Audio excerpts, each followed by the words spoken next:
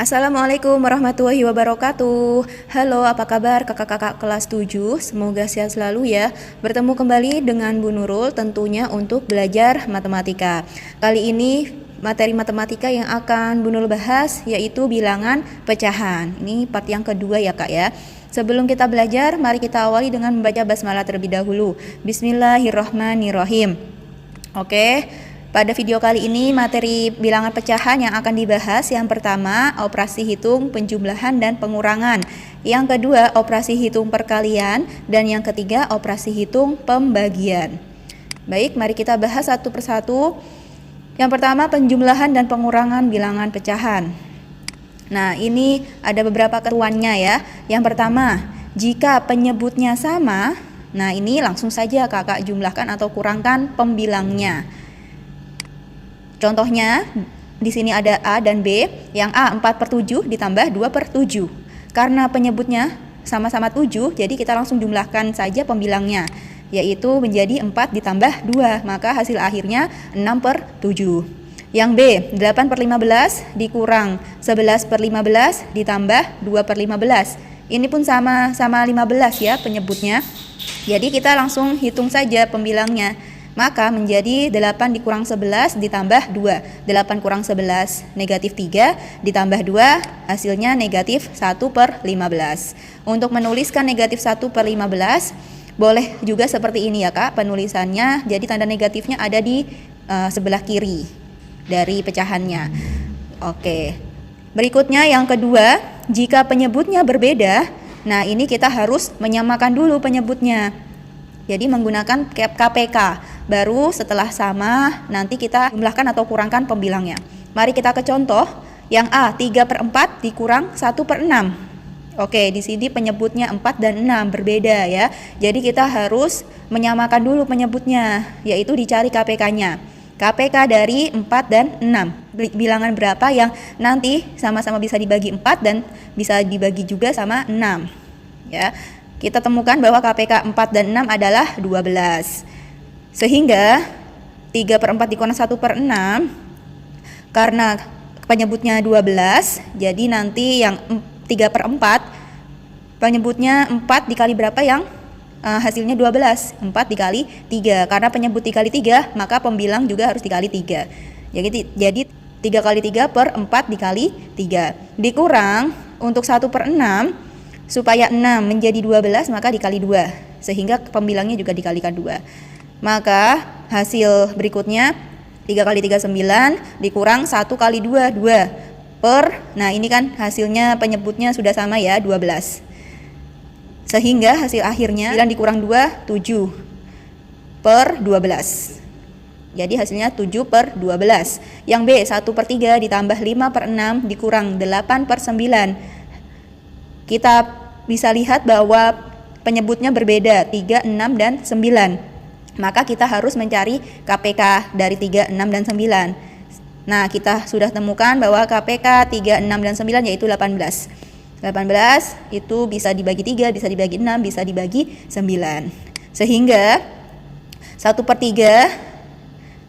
Nah, ini maka pembilangnya dikalikan 6. Karena apa? Karena 18 dibagi 3, 6.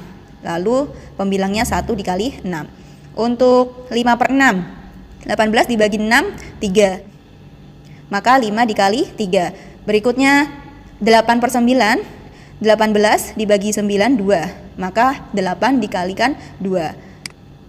Sehingga kita peroleh 1 kali 6, 6 ditambah 5 kali 3, 15 dikurang 8 kali 2, 16. 6 ditambah 15, 21 dikurang 16, 5. Maka hasil akhirnya 5/18. Oke, kita lanjutkan ya. Ketentuan yang ketiga, jika bentuknya pecahan campuran. Nah, ini kita harus pisahkan dulu bilangan bulat dengan bilangan pecahannya, lalu dihitung masing-masing. Kita ke contoh 2, 3/8 dikurang 5, 1/6. Bilangan bulatnya di sini 2 dan 5. Kita pisahkan ya. Nah, lalu kita nanti hitung pecahannya 3/8 dikurang 1/6. Nah, ini karena penyebutnya berbeda, maka kita harus mencari KPK-nya. KPK dari 8 dan 6 yaitu 24. Sehingga kita dapat tuliskan tadi bilangan bulat kita pisah, maka 2 dikurang 5. Nah, ini supaya mempermudah kita kasih kurung ya. Lalu 3/8 dikurang 1/6. Selanjutnya hasilnya 2 dikurang 5 negatif 3. Lalu untuk pecahannya, karena penyebutnya tadi sudah kita peroleh KPK-nya 24, sehingga pembilangnya berubah ya, 24. Untuk 3/8 maka menjadi 24 dibagi 83, sehingga 3 dikali 3. Lalu untuk 1/6, 24 dibagi 6, 4, lalu sehingga 1 dikali 4. Maka berikutnya untuk bilangan bulatnya sudah tidak berubah ya, negatif 3. Lalu pembilangnya 3 dikali 3 9 dikurang 1 kali 4, 4/24. Dan hasil akhirnya menjadi negatif 3, 5/24. Oke, kita ke contoh yang ke B. 4 2/3 ditambah 1 3/4. Nah, kita coba perhatikan penyebutnya dulu deh. Di sini kan berbeda ya, 3 dan 4. Maka kita harus mencari KPK. KPK-nya 3 dan 4 yaitu 12. Lalu mari kita tuliskan. Kita pisahkan bilangan bulat dengan bilangan bulat. Di sini bilangan bulatnya 4 dan 1 kita jumlahkan. Dan untuk pecahannya KPK-nya tadi 12, sehingga penyebutnya berubah menjadi 12. Lalu pembilangnya untuk 2/3, 12 dibagi 3, 4, sehingga 2 dikali 4. Untuk 3/4, 12 dibagi 4, 3, maka 3-nya dikali 3. Selanjutnya 4 ditambah 1, 5, dan untuk pembilangnya kita peroleh 8 ditambah 9/12. Maka hasil akhirnya menjadi 5 17/12. Nah, ini 17/12 karena bilangannya lebih besar daripada penyebut, maka kita bisa mengubah bentuk ini ya. Kita ubah ke pecahan campuran untuk 17/12. Maka menjadi 5 tetap. Nah, ini ditambah 17/12 jika dirubah ke pecahan campuran. Caranya masih ingat ya, 17 dibagi 12 kita peroleh 1, sisanya 5. Jadi pecahan campurannya 1 5/12. Nah, baru kita jumlahkan dengan 5 untuk bilangan bulatnya. Maka hasil akhirnya menjadi 5 tambah 1 6, 6 5/12. Oke, kita lanjutkan ya. Sekarang perkalian bilangan pecahan. Untuk konsep perkalian masih sama dengan bilangan bulat.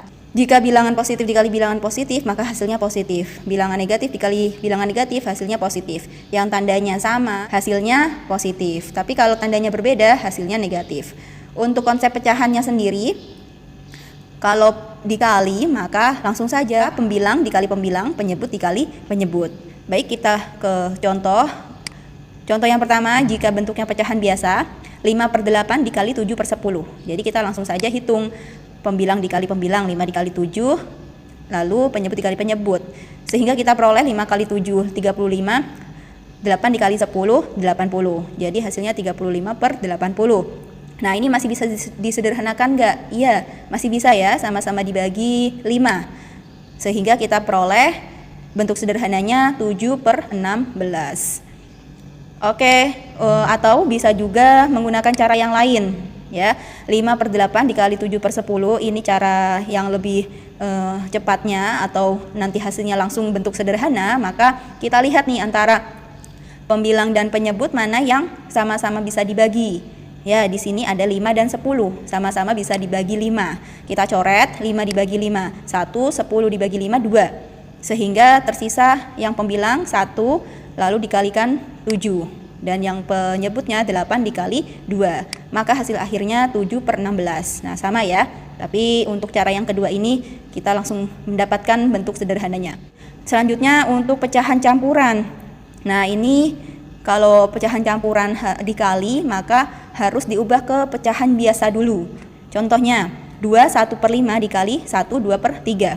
Nah, ini kita harus ubah dulu ke pecahan biasa. Masih ingat ya, untuk mengubah ke pecahan biasa, yang 2 1/5, maka 2 dikali 5, 10 ditambah 1, 11. Sehingga pembilangnya berubah jadi 11. Penyebutnya masih tetap ya. Jadi 2 1/5 bentuk pecahan biasanya yaitu 11/5.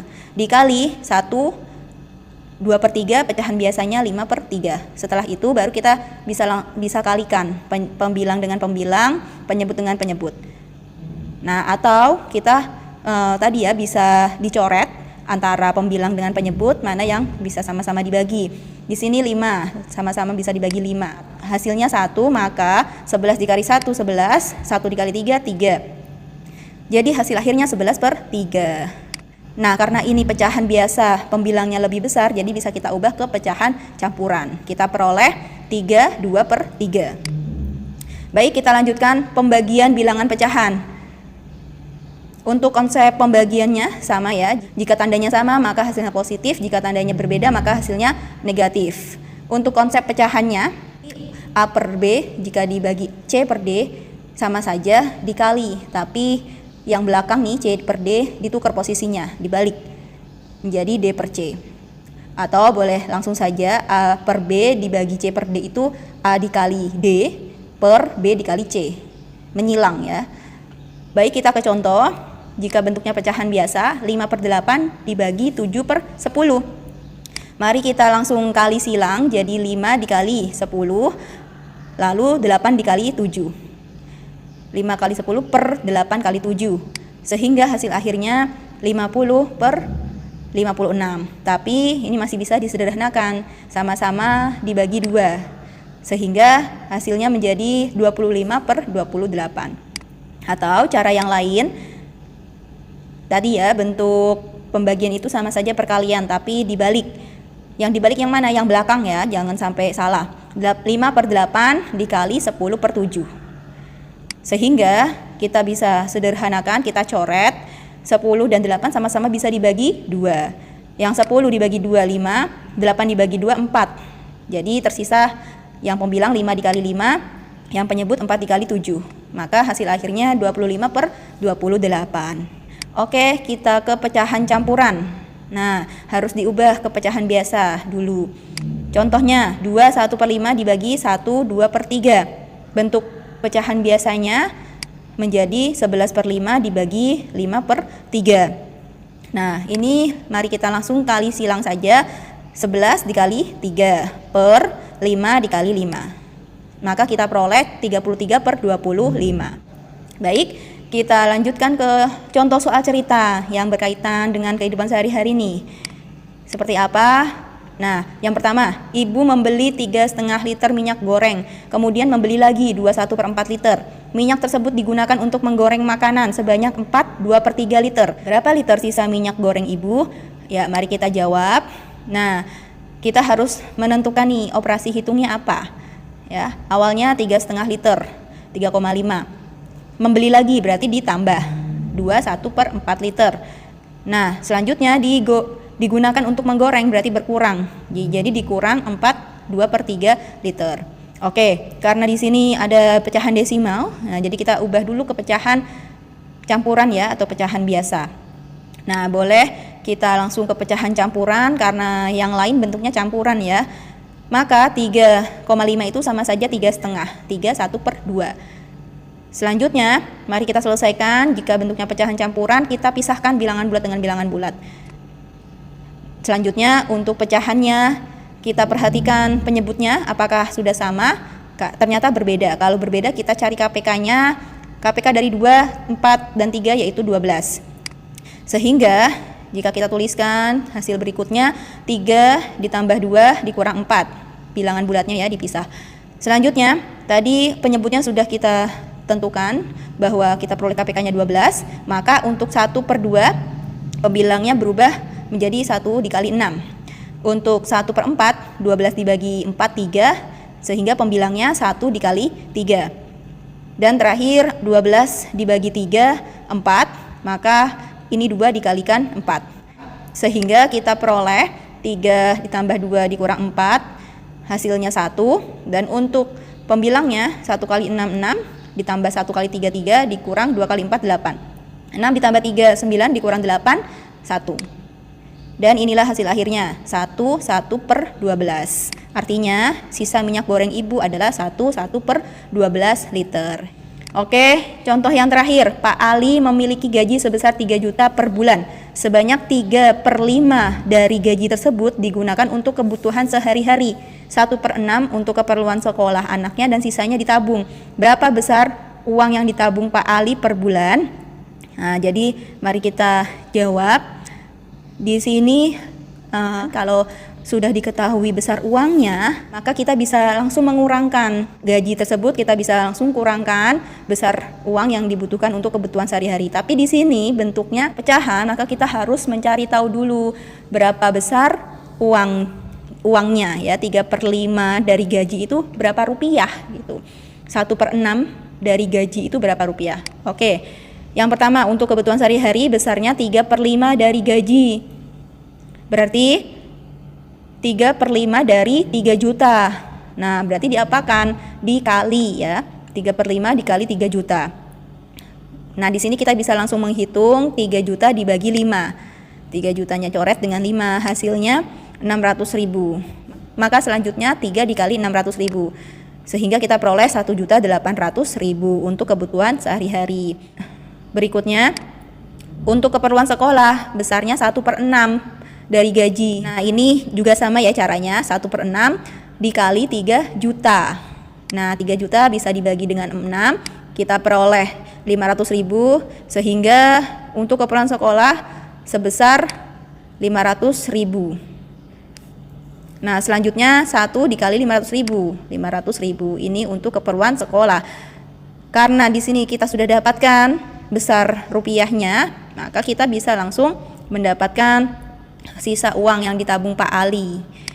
Yang semula Pak Ali memperoleh gaji 3 juta dipakai untuk kebutuhan sehari-hari 1.800.000 dan keperluan sekolah 500.000, maka dikurang ya. 3 juta dikurang 1.800.000 diperoleh 1.200.000 dikurang 500.000 sehingga hasil akhirnya 700.000 besar uang yang ditabung Pak Ali. Oke, cukup sekian penjelasan dari Bu Nurul, semoga dapat kakak fahami dan tetap semangat. Mohon maaf jika ada kurangnya. Wassalamualaikum warahmatullahi wabarakatuh.